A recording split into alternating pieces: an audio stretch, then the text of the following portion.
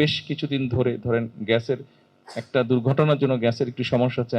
আশা করি ইনশাল্লাহ আল্লাহর মতে আগামী 5-7 দিনের মধ্যে এটা ঠিক হয়ে যাবে। ফ্যাসিবাদের মাথা হয়তো পালিয়ে গেছে, কিন্তু ফ্যাসিবাদের তো অনেক কিছু রয়ে গিয়েছিল, এখানে এখনো আছে।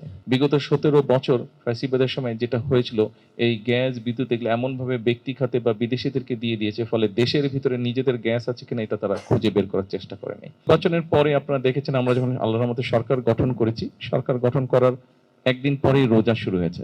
খুব স্বাভাবিকভাবেই ফ্যাসিবাদের মাথা হয়তো পালিয়ে গেছে, কিন্তু ফ্যাসিবাদের তো অনেক কিছু রয়ে গিয়েছিল, এখানে এখনো আছে। এবং স্বাভাবিকভাবে রোজার সময় কেউ কেউ সুযোগ কিছু নেওয়ার চেষ্টা করে, তাদের সেই সুযোগের কারণে সাধারণ মানুষ আবার কষ্ট ভোগ করে, জিনিসপত্রের দাম নিত্য প্রয়োজনীয় যেগুলা। তো স্বাভাবিকভাবে একদিন পরে রোজা শুরু হওয়ার পর থেকে স্বাভাবিকভাবে নতুন সরকার আমাদেরকে খুব সতর্ক থাকতে হয়েছে, যাতে সেই বিষয়টা আমরা মোটামুটিভাবে কন্ট্রোলের মধ্যে রাখতে পারি। আলহামদুলিল্লাহ, আল্লাহর রহমতে এবার গেল রমজানে আমরা সেটা সক্ষম হয়েছিলাম রাখতে। কিন্তু রোজা শেষ হতে না হতেই শুরু হয়ে গেল মধ্যপ্রাচ্যের এই যে ইরানের সাথে যে আমেরিকার যে সমস্যাটা, এটা শুরু হয়ে গেল। ফলে তেল, জ্বালানি সহ বিভিন্ন বিষয়ে পুরো অর্থনীতির উপর একটা চাপ তৈরি হলো। এই বিভিন্ন কারণে বিভিন্ন বিষয়ে দেখভাল করতে গিয়ে আমার আসতে দেরি হয়ে গেছে। তারপরে আমি আল্লাহর কাছে হাজারো শুকরিয়া জানাই যে আজকে আল্লাহ আমাকে সেই রহমত দিয়েছেন, আমি এসে আমার সালামটা হুজুরকে আজকে দিতে পেরেছি। সকল মুরব্বীবর্গ সহ সকল ইলামা ইকরাম, আপনারা যারা এখানে উপস্থিত আছেন, আপনাদের প্রত্যেককে আমি আরেকটা কারণে শুকরিয়া আদায় করতে চাই, আপনাদের কাছে ধন্যবাদ জানাতে চাই। বিগত নির্বাচনের সময় আমরা একসাথে থেকে কাজ করে যেভাবে দেশকে বিপদের হাত থেকে আমরা মুক্ত করেছি, সেই জন্য এখানে আপনাদের সারা দেশময় আপনাদের যারা আছে সহকর্মীবৃন্দ আছে তারা কাজ করেছেন, ফলে আমরা দেশকে একটা বিপদ থেকে আমরা রক্ষা করতে পেরেছি। তবে একটা জিনিস আমি বলবো, যেই একসাথে যেই কাজটা আমরা করেছি, যেটা হুজুরের নির্দেশে আপনারা সবাই করেছেন, হুজুরের দোয়ায় আপনারা উনি দোয়া করেছিলেন, সেই জন্য আমরা সফল হয়েছি আল্লাহর রহমতে। তবে সমস্যাটা আমাদের এখনো শেষ হয়ে যায়নি। বিগত ফ্যাসিবাদের সময় আপনারা দেখেছেন যে সারা দেশে কিভাবে দেশের মানুষের অর্থ সম্পদ লুটপাট করে এই দেশ থেকে বিদেশে পাচার করে দেওয়া হয়েছিল। এর বাইরেও নির্বাচনের আগেই হোক, নির্বাচনের পরে হোক, আমি দেশের বিভিন্ন জায়গায় গিয়েছি। যখন বিভিন্ন জায়গায় গিয়েছি অথবা বিভিন্ন জায়গার মানুষ যখন আমার কাছে এসছে কথা বলেছে, প্রত্যেকটা জায়গাতে আমি দেখেছি বিভিন্ন রকম সমস্যা আছে, বিভিন্ন সমস্যা আমি নিজেও দেখে এসেছি। কাজেই শিক্ষার কথা বললেন, এই যে এখানে একজন বললেন যে হাসপাতালের বিষয়ে বললেন, এরকম হাসপাতালের দাবি আছে, স্কুল কলেজের দাবি আছে, রাস্তাঘাটের দাবি আছে, বিভিন্ন কর্মসংস্থানের দাবি আছে। আজকে সকালবেলা আমি গিয়েছিলাম মাতার বাড়িতে এই জন্য গিয়েছিলাম যে ওই পুরো অঞ্চলটা, এর আগে আপনারা কয়েকদিন আগে দেখেছেন যে এখানে সালুদ্দিন সাহেব এবং খসরু সাহেব কয়েকদিন আগে এই ব্রিজের, কর্ণফুলী ব্রিজের ওপারে একটি জায়গায় আমরা চাইনিজদের সাথে কথা বলেছি, চাইনিজদেরকে আমরা বড় একটা জায়গা দিয়েছি, সেখানে তারা মিল কারখানা করবে। কিন্তু এই মিল কারখানাগুলো চালানোর জন্য তো বিদ্যুতের প্রয়োজন, গ্যাসের প্রয়োজন। বিগত 17 বছর ফ্যাসিবাদের সময় যেটা হয়েছিল, এই গ্যাস বিদ্যুৎ এগুলো এমনভাবে ব্যক্তি খাতে বা বিদেশিদেরকে দিয়ে দিয়েছে, ফলে দেশের ভিতরে নিজেদের গ্যাস আছে কিনা এটা তারা খুঁজে বের করার চেষ্টা করেনি। নামটা বলবো না, কিন্তু আপনারা জানেন যে এমনভাবে তারা কাজটা করেছিল যাতে আশপাশের দেশ নিজেরা এখান থেকে কূপ খনন করে গ্যাস নিয়ে যাচ্ছে, দেখা যাচ্ছে হয়তো খোঁজ খবর করলে দেখা যাচ্ছে যে বাংলাদেশ গ্যাসটাই তারা ওই দিক থেকে টেনে নিয়ে চলে যাচ্ছে। কিন্তু বাংলাদেশের নিজস্ব খনি, এই ফ্যাসিবাদের সময় নিজস্ব খনি তারা, এই যে আমাদের যে বাপেক্স আছে, তাদেরকে কোনো কাজ করার সুযোগ দেয়নি, তারা স্কোপই দেয়নি কাজ করার, বিদেশিদের হাতে তুলে দিয়েছে। তো এই যে পরিকল্পনাহীনভাবে যে কাজ করা হয়েছে, অথবা কাউকে ব্যক্তি স্বার্থ উদ্ধারের জন্য কাউকে কাজগুলো দিয়ে দেওয়া হয়েছে, ফলে হয়েছে কি, এটার সমস্যা। এই যে বেশ কিছুদিন ধরে ধরেন গ্যাসের একটা দুর্ঘটনার জন্য গ্যাসের একটু সমস্যা আছে, আশা করি ইনশাল্লাহ আল্লাহর মতে আগামী 5-7 দিনের মধ্যে এটা ঠিক হয়ে যাবে, সমস্যা কিছুটা কমে আসবে। বিদ্যুতের সমস্যা আছে আমরা জানি, কিন্তু ওই যে ফ্যাসিবাদের সময় পরিকল্পনাহীনভাবে যে কাজগুলো হচ্ছে, ফলে তার খেসারত তারা কিন্তু অর্থ করে নিয়ে গেছে, কিন্তু তার খেসারত এই দেশের মানুষকে এখন দিতে হচ্ছে। ফলে এই সবগুলো বিষয় একটা পরিকল্পনা গ্রহণ করতে হচ্ছে আমাদেরকে।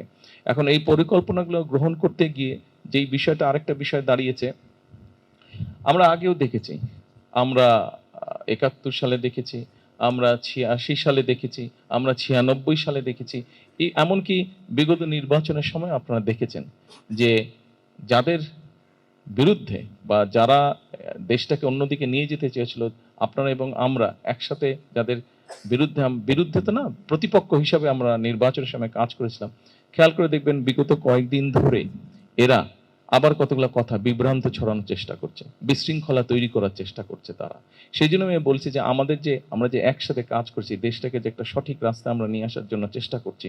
এখানে আমরা নির্বাচনের আগে যেভাবে একসাথে কাজ করেছি, আপনাদের কাছে আজকে হুজুরের দোয়া নিয়ে আমি বলতে চাই, আপনাদের সকলকে আমি অনুরোধ জানাতে চাই যে আমাদের আগামী দিনগুলোতে আমাদেরকে একসাথে থাকতে হবে। হ্যাঁ, একসাথে আমাদেরকে থাকতে হবে। হ্যাঁ, আমি জানি এখানে কিছু আপনারা দাবিদাওয়া উপস্থাপন করেছেন, স্বরাষ্ট্রমন্ত্রী সালাউদ্দিন সাহেব উনি কিছু ব্যাখ্যা দিয়েছেন। আমরা পর্যায়ক্রমিকভাবে চেষ্টা করব, আমাদেরকেও বুঝতে হবে আরো এই দেশে তো আরো মানুষ বাস করে। আমরা চাই এমন একটা বাংলাদেশ তৈরি করতে যেখানে বাংলাদেশের মানুষ, বাংলাদেশের সন্তানরা খেয়ে পড়ে বেঁচে থাকবে, শান্তিতে থাকবে। বিভিন্ন মানুষ আমরা একসাথে শান্তিতে থাকব। আমরা আমাদের ধর্ম পালন করব, তারা তাদের ধর্ম পালন করবে, কিন্তু একই সাথে এখানে যেটা অধিকাংশ মানুষ, এটা হচ্ছে ইসলাম ধর্ম। এখানে ইসলাম ধর্ম হিসাবেই ইসলাম হিসাবেই এটা আমরা এগিয়ে নিয়ে যাব আমাদের দেশটাকে, ইনশাল্লাহ। তো এখন আজকে এখানে আসার মূল উদ্দেশ্য হচ্ছে যে হুজুরকে সালাম দিতে আসা এবং দোয়া নিতে আসা। দোয়াটার মূল বিষয়টা হচ্ছে এই যে আপনাদের সামনে সংক্ষেপে যে কথাগুলো বললাম, যে বিভ্রান্ত বা বিশৃঙ্খলা সৃষ্টির যারা চেষ্টা করছে, এরা যদি বিশৃঙ্খলা তৈরি করতে না পারে, আমাদেরকে দেশের মানুষের জন্য কর্মসংস্থানের ব্যবস্থা করতে হবে, মানুষের চিকিৎসার ব্যবস্থা করতে হবে, হাসপাতালগুলোকে ঠিক করতে হবে, আমাদের শিক্ষার ব্যবস্থা করতে হবে, রাস্তাঘাট স্কুল কলেজগুলো আমাদেরকে ঠিক করতে হবে, বিভিন্ন জায়গায় ব্রিজ কালভার্ট আছে এগুলো ঠিক করতে হবে।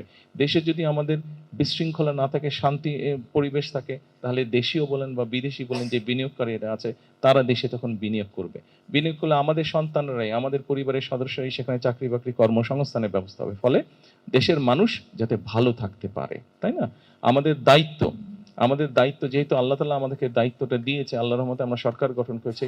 এই সরকারে কিন্তু আপনারা হয়তো সরাসরি ভাবে সরকারে নেই, কিন্তু আপনারা সরকারের সহযোগী হিসাবে আছেন। সেই জন্য সরকারের যেই দায়িত্ব, দেশের মানুষকে সঠিক পথে পরিচালিত করা, দেশকে সঠিকভাবে সেই দায়িত্ব কিন্তু সাদা আমাদের একার না। আমরা নির্বাচনের আগে যুদ্ধ করেছি একসাথে, নির্বাচনের পরেও আমরা ইনশাল্লাহ দেশ গঠনের কাজ করব একসাথে। আজকে আসুন আমরা কাজ করি সেই কাজ, যেই কাজের ফলে মানুষ ভালো থাকতে পারবে, নারী পুরুষ নির্বিশেষে সবাই শান্তিতে থাকতে পারবে, ভালো থাকতে পারবে। আমরা শান্তিতে থাকতে চাই, আমরা ভালো থাকতে চাই, আমরা সবাইকে নিয়ে চলতে চাই এবং দেশটাকে আমরা সামনের দিকে নিয়ে যেতে চাই। দেশটা যদি ভালো থাকে, আপনি আমি যেমন ভালো থাকবো, আমাদের ভবিষ্যৎ বংশধর, আমাদের সন্তানরাও ভালো থাকবে। এটাই আমাদের। এবং একই সাথে আমরা চাই দেশটা সামনের দিকে এগিয়ে যাক, আমাদের মানুষ যাতে চিকিৎসার জন্য কষ্ট না পায়, আমাদের মানুষ যাতে বেকার না থাকে, আমাদের সন্তানরা যাতে স্কুল কলেজে লেখাপড়ার সুষ্ঠু পরিবেশ থাকে, মসজিদ মাদ্রাসায় মক্তবে যাতে লেখাপড়ার সুষ্ঠু পরিবেশ থাকে। আমরা এভাবেই দেশটাকে গড়ে তুলতে চাই। তা আজকে মূল যেই কারণে আমার এখানে আসা, যেটা স্বরাষ্ট্রমন্ত্রীও বলেছেন, প্রথমত আমি যেই ওয়াদাটা করেছিলাম হুজুরের কাছে, সেই ওয়াদাটা আমি আজকে রক্ষা করলাম, হুজুরকে আমি সালাম দিলাম এবং যাবার সময় আমি দোয়া নিয়ে যেতে চাই, যাতে যেই কথাগুলো আমরা দেশের মানুষকে বলেছি, যেই প্রতিশ্রুতিগুলো আমরা দেশের মানুষকে দিয়েছি তাদের ভাগ্য পরিবর্তনের জন্য, আল্লাহ যাতে আমাদেরকে রহমত করেন, সেই প্রতিশ্রুতি যাতে আমরা রক্ষা করতে পারি, তাই না? একজন মুসলমান হিসাবে আমরা যদি একজন মুসলমান হিসাবে বিবেচনা করি নিজেকে, তাহলে সেটা যেই হোক, যখন আমরা একটা জবান দেই কাউকে, সেই জবানটা আমাদেরকে রক্ষা করতে হবে, তাই না? জবান যদি রক্ষা করতে না পারি, তাহলে তো এটা কাজটা ঠিক হলো না। তো সেই জন্য আমরা মানুষকে আমরা বলেছিলাম যে আমরা আপনাদের জন্য ভালো কিছু করতে চাই। আসুন আমরা হাত তুলে আল্লাহর কাছে দোয়া করি, আল্লাহ যাতে আমাদেরকে সেই রহমত দেন, যাতে আমরা দেশের মানুষের জন্য ন্যায় বিচার প্রতিষ্ঠা করতে পারি, দেশের মানুষের জন্য ভালো কিছু করতে পারি, যাতে দেশের মানুষ শান্তিতে থাকতে পারে।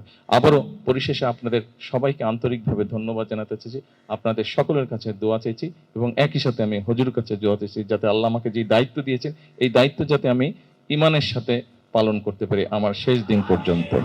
জি, ইনশাল্লাহ পরবর্তীতে আবার আসবো, তখন অন্য বিষয়ে আলাপ করব। আজকে যেহেতু সালাম এবং দোয়ার জন্য এসেছি, আজকে আর অন্য কথা বললাম না। সকলে ভালো থাকবেন। আসসালামু আলাইকুম।